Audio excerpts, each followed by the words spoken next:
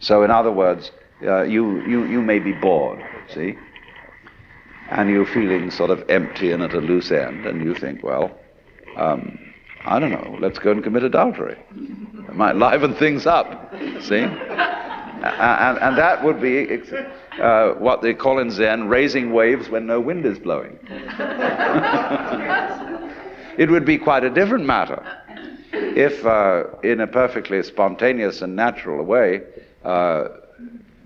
you fell in love with some woman. You wouldn't be going out of your way to get into trouble. It would be appropriate and natural at the time. Or in the same way, a lot of people, instead of saying, let's commit adultery, when they feel sort of bored, they say, let's go and eat something. And so they become fatter and fatter and fatter because they're filling the spiritual vacuum in their psyche with food, which doesn't do the job. It's not the function of food to fill spiritual vacuums. So in this way, one exploits the appetites or the passions. So likewise also the fifth precept, Sura Merya Majjapamadhatana, is the list of intoxicating substances. And it doesn't say that you are not going to take them. It says you're not going to be intoxicated by them. In other words, a Buddhist may drink but not get drunk. I don't know how that applies to psychedelics, but that's another story. So one might say then that we are confused through and through about what we mean by the material world. And what I'm first of all doing is I'm just giving a number of illustrations which show how confused we are. And let me repeat this to get it clear, because it is rather complicated. In the first place, we confuse abstract symbols, that is to say numbers and words and formulae, with physical events, as we confuse money with consumable wealth. In the second place, we confuse physical events, the whole class and category of physical events, with matter. But matter, you see, is an idea, it's a concept. It's the concept of stuff, of something solid and permanent that you can catch hold of. Now, you just can't catch hold of the physical world. The physical world is the most evasive, elusive process that there is. It will not be pinned down, and therefore it fulfills all the requirements of spirit. So what I'm saying then is that the non-abstract world, which Korzybski called unspeakable, which was really a rather good word, is the spiritual world. And the spiritual world isn't something kind of gaseous, abstract, formless, in that sense of shapeless. It's formless in another sense. The formless world is the wiggly world. There really is no way that the physical world is. In other words, the nature of truth. I said in the beginning, somebody had said that thoughts were made to conceal truth. This is the fact, because there is no such thing as the truth that can be stated. In other words, ask the question, what is the true position of the stars in the Big Dipper? Well, it depends where you're looking at them from.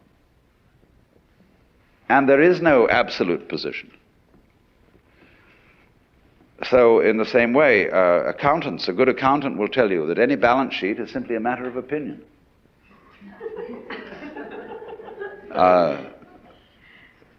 There's no such thing as the true state of affairs of a business.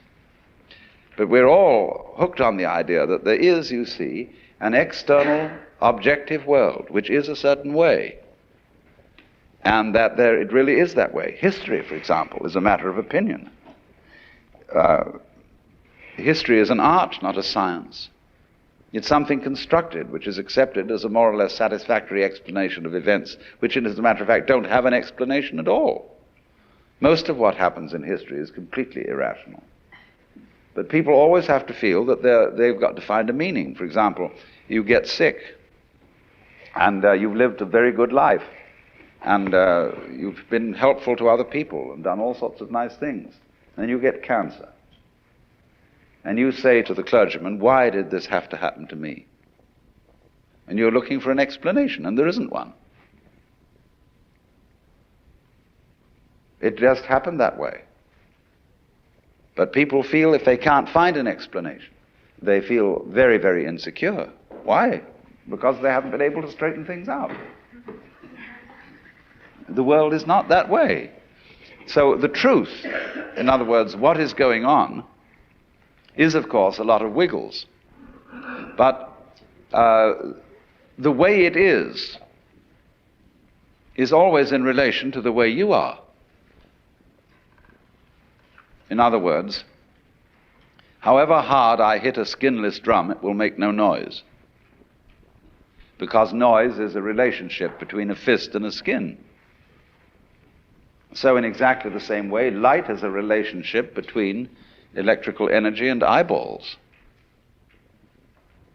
It is you, in other words, who evoke the world, and you evoke the world in accordance with what kind of a you are, what kind of an organism. One organism evokes one world, another organism evokes another world. And so everything, reality is a kind of relationship.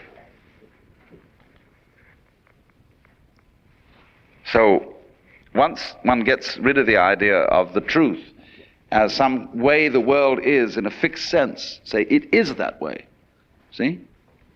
Then you get to another idea of the truth altogether. The idea, the truth that cannot be stated, the truth that cannot be pinned down. And then that is the kind of truth that is God. When we speak of God as the reality that exceeds all thoughts, that surpasses all definitions, that is infinite, unbounded, eternal, immeasurable in terms of time. That's what we're talking about. We're not talking about a gaseous vertebrate or a huge, vast void without any wiggles in it. All gas. We put it another way altogether. The truth that cannot be pinned. I've sometimes speculated on the idea that all stars have been created out of planets, and that these planets developed high civilizations, which eventually understood the secrets of nuclear energy, and naturally blew themselves up. And in the process, these stars flung out lumps of rock as they blew up, which eventually spun around them and became planets all over again. And that this is the actual method of genesis of the universe, which would accord, of course, with the Hindu cosmology, where it is, where time and the events in time are invariably looked upon as a process of progressive deterioration through the cycles of each kalpa, in which things get worse and worse as time goes on, until it can't stand itself anymore, and it blows up, and after a period of rest and recuperation, begins all over again.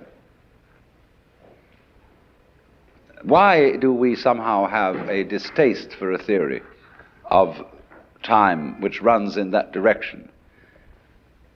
I mean, would you rather have a rhythm that goes meow, zip, meow, zip, or the one that goes yip, boom, yip? See, I mean, which is it?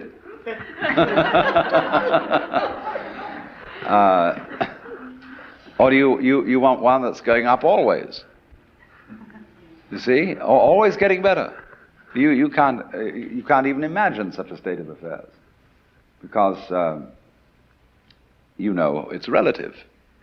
as you succeed in life, you simply...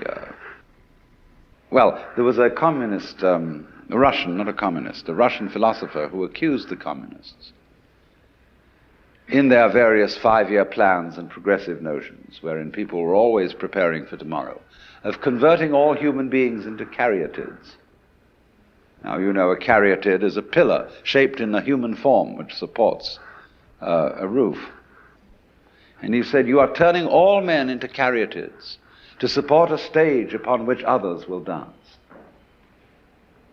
But of course, you know they never will. You have one row of caryatids supporting a floor, and very soon your children are the next row of caryatids supporting another floor, so that it gets higher and higher, but we don't really know where we began, and we're always in the same place. Always hoping, always thinking that the next time will be it. And this, of course, is an eternal illusion. It's much better. Actually, one will be much happier to think that the future is simply deteriorating. I can explain that very simply. Human beings are largely engaged in wasting enormous amounts of psychic energy in attempting to do things that are quite impossible.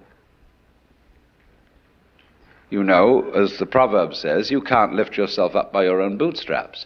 But recently, I've heard a lot of references in just general reading and listening where people say, we've got to lift ourselves up by our own bootstraps. And you can't. And you can struggle and tug and pull till you're blue in the face, and nothing happens except that you exhausted yourself. All sensible people, therefore, begin in life with two fundamental presuppositions. You are not going to improve the world, and you are not going to improve yourself. You are just what you are. And once you have accepted that situation, you have an enormous amount of energy available to do things that can be done. And everybody else looking at you from an external point of view will say, my God, how much so-and-so has improved.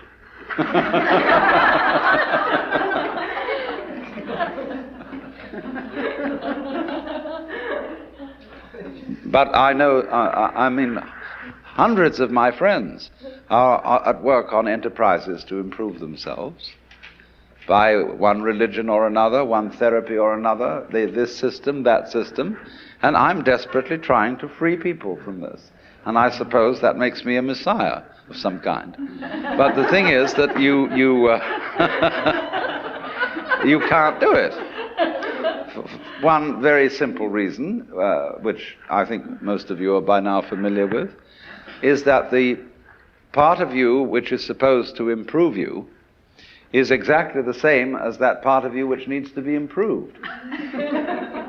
In other words, there isn't any real distinction between bad me and good I, between the higher self, which is spiritual, and the lower self, which is animal.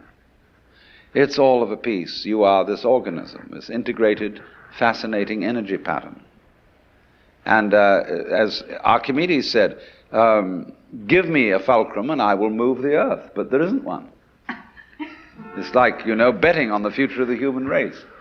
If I were really smart, I would lay a bet that the human race will destroy itself, because in practical politics one realizes that nothing is going to work out right. No candidate I've ever voted for ever won the election. So, but the trouble is there's nowhere to place the bet. And so, since I can't place the bet anywhere, I'm involved in the world and must perforce try to see that it doesn't blow itself to pieces. But the thing, I once had a terrible argument with Margaret Mead. She was holding forth one evening on the absolute horror of the atomic bomb and how everybody should immediately spring into action and abolish it. But she was getting so furious about it that I said to her, you scare me, because I think you're the kind of person who will push the button in order to get rid of the other people who were going to push it first. And she told me that I had no love for my future generations, no responsibility for my children, that I was a phony Swami who believed in retreating from facts. But I maintain my position. Robert Oppenheimer, a little while before he died, said that it's perfectly obvious that the whole world is going to hell. The only possible chance that it might not is that we do not attempt to prevent it from doing so. Because you see, all the troubles going on in the world now are being supervised by people with very good intentions. Their attempts to keep things in order, to clean things up, to forbid this and prevent that possible horrendous damage. And the more we try, you see, to put everything to rights, the more we make fantastic messes. And it gets worse. And maybe that's the way it's got to be. Maybe I shouldn't say anything at all about the folly of trying to put things to right, but simply on the principle of Blake, let the fool persist in his folly so that he will become wise.